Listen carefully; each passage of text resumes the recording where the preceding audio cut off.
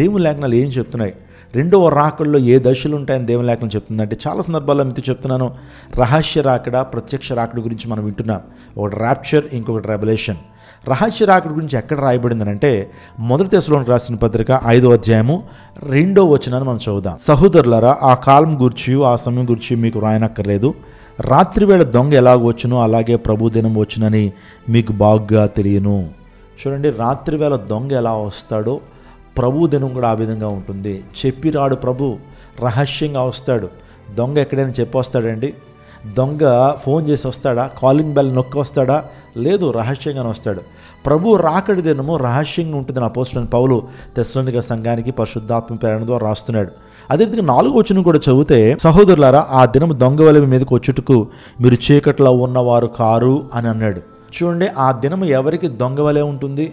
క్రీస్తు ప్రభువుని విశ్వసించినటువంటి వారికి, యేసు ప్రభు రక్తంలో వారి ప్రతి పాపాన్ని కడుక్కున్నటువంటి వారికి ఆ దినము దొంగ వలె ఉంటుంది. కానీ ఎవరైతే రక్షణ పొందుతారో, దేవుని యొక్క వాక్యపు వెలుగులో ఉంటారో, సత్యవాక్యపు వెలుగులో ఉంటారో, అది వారికి దొంగ వలె ఉండదు. అంటే దేవుని రాకడ గుర్తులను వారు గుర్తుపడతారు.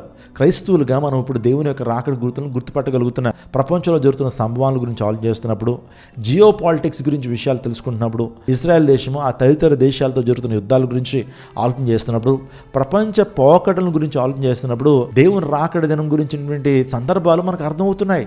ఎప్పుడు వస్తాడు, యేసుప్రభు రాకడ ఎప్పుడు సంభవిస్తుందని సూచనలు, గుర్తుల ద్వారా మనకు అర్థమవుతుంది. అందుని బట్టి ప్రభు రాకడ దినం మనకు దొంగ వలె ఉండదు. కానీ వెలుగులో ఉన్నటువంటి వారికి అది దొంగ వలె ఉండదు.